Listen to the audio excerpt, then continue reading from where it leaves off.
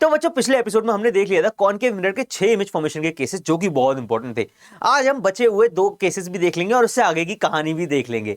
तो यार welcome again to the science in 7 के 5th एपिसोड में। तो यार स्टार्ट करते हैं आज की कहानी को।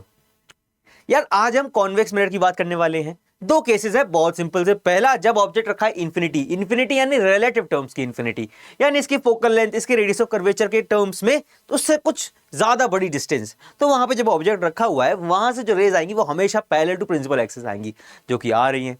और इनके साथ क्या होता है कॉन्वेक्स मिरर में, हमें पता है यार ये एक डाइवर्जिंग मिरर है और ये हमेशा डाइवर्ज करता है रेस को, लेकिन कुछ रूल को फॉलो करते हुए। क्या है वो रूल कि इन्हें जब बैकवर्ड, इन्हें पीछे की तरफ एक्सटेंड किया जाएगा तो एक पॉइंट पे मिलती है, जिसको हम कहते हैं principal focus of the convex mirror, और मिल भी रही हैं। अब जब यहां मिल रही हैं तो जो इमेज बनेगी वो कैसी बनेगी यार, सबसे पहले तो देखो कहां बन रही है यार, बिहाइंड द मिरर बन रही है। ठीक है, पोजीशन क्या है, बिहाइंड मिरर और फोकस पे यानी कि एफ पे। ठीक है, ओके, एट एफ। अब देखो इसका नेचर कैसा है यार, देखो बिहाइंड द मिरर बन रही है और ये जबरदस्ती बनाई है हमने, नकली तरीके से बनाई है, असलियत में रेज नहीं मिल रही है। नकली यानी वर्चुअल, वर्चुअल के साथ कौन होता है, इरेक्ट। तो यार वर्चुअल एंड इरेक्ट रहने वाली है कहानी, virtual and erect. Okay, size क्या रहने वाला है यार, देखो बिल्कुल प्रिंसिपल एक्सिस पे आके मिल रही है, यानी कि पॉइंट साइज, यानी बहुत ज्यादा डिमिनिश रहने वाली है। तो यहां लिख देते हैं साइज यानी पॉइंट साइज। ओके, अब नेक्स्ट केस देख लेते हैं, वो और भी सिंपल है। क्यों, वो और सिंपल कैसे है यार, दूसरे केस में ना अब ऑब्जेक्ट को इन्फिनिटी से लाके इन्फिनिटी को छोड़ के कहीं भी रख दो, यानी पोल और इन्फिनिटी के बीच में कहीं पे भी रख दिया और रख दिया। अब यहां से सिंपल 2 रेज निकल रही हैं, एक जो कि पैरेलल टू प्रिंसिपल एक्सिस है, वो रिफ्लेक्ट इस तरह से होगी कि उसको पीछे एक्सटेंड करेंगे तो फोकस पे आएगी, देखो आ रही है।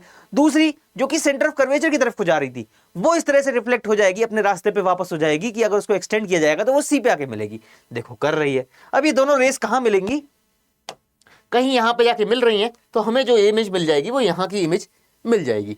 अब ये इमेज को देखो जरा कैसी इमेज बन रही है यार, इसमें साफ साफ पता लग रहा है। पहले तो बिहाइंड द मिरर बन रही है ना, बिहाइंड द मिरर बन रही है, और बिटवीन एफ एंड पी बन रही है, एफ एंड पी के बीच में बन रही है, बिटवीन एफ एंड पी यानी फोकस ऑफ पोल के बीच में बन रही है। ये वाला पॉइंट जो होता है ना, ये पोल होता है, राइट। अब देखो इसका नेचर यार नकली तरीके से बन रही है, यानी वर्चुअल, और वर्चुअल होती है तो इरेक्ट भी होती है।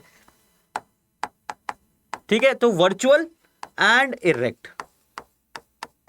ओके, साइज क्या है यार, ऑब्जेक्ट बड़ा था, इमेज छोटी हो गई, यानी कि स्मॉल साइज हो गया, डिमिनिश्ड हो गया साइज, स्मॉलर या डिमिनिश्ड कुछ भी लिख सकते हैं। तो ये होते हैं भाई 2 cases of the convex mirror. अब फटाफट से इनके एप्लीकेशन, इनके यूजेस भी देख लेते हैं कि रियल लाइफ में इनको यूज कहां किया जाता है, इन मिरर्स को जो भी हमने पढ़े। या सबसे पहले कॉन्केव मिरर जो कि हाईली एप्लीकेबल है, बहुत जगह हमने यूजेस देखे हैं, आज समझ भी लेते हैं। सबसे पहला यूज यार टॉर्च में होता है इसका।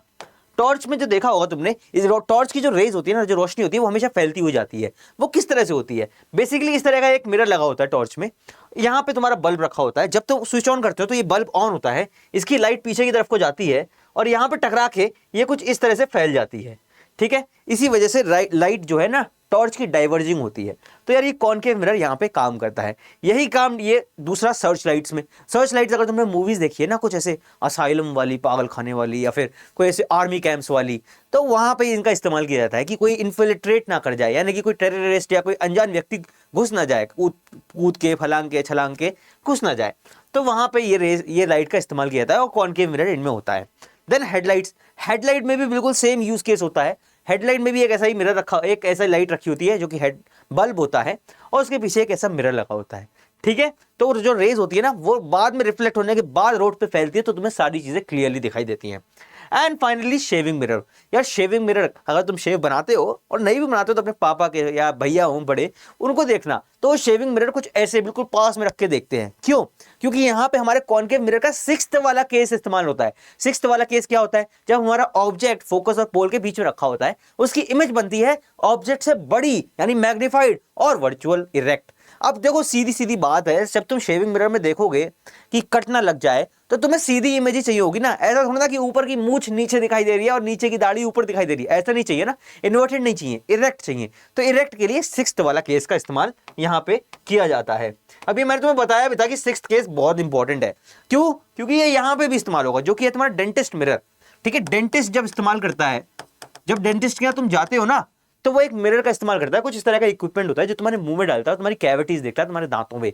अब वहां पे भी उसको सीधी इमेज चाहिए और बड़ी चाहिए, तो वहां पे भी ये sixth case of the concave mirror का इस्तेमाल करता है।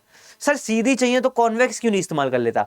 यार कॉन्वेक्स में सीधी तो मिलती है लेकिन छोटी मिलती है, और इसको तो चाहिए बड़ी इमेज, क्योंकि बड़े से अच्छे से देखना है ना मैग्नीफाई करके, तो इसीलिए कॉनकेव मिरर का ही इस्तेमाल होता है। और फाइनली सोलर कुकर और लेजर लाइट्स में भी इस्तेमाल होता है कॉनकेव मिरर का। अब देख लेते हैं कि कॉन्वेक्स मिरर का भी यार बहुत जगह यूज केस है।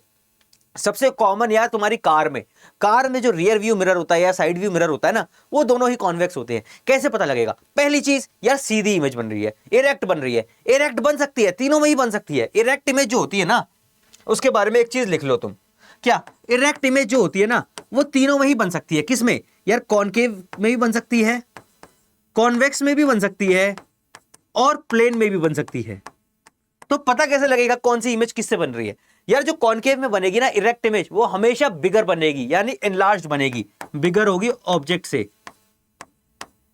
कॉन्वेक्स में जो बनेगी ना, वो हमेशा इरेक्ट इमेज छोटी बनेगी, यानी स्मॉलर बनेगी।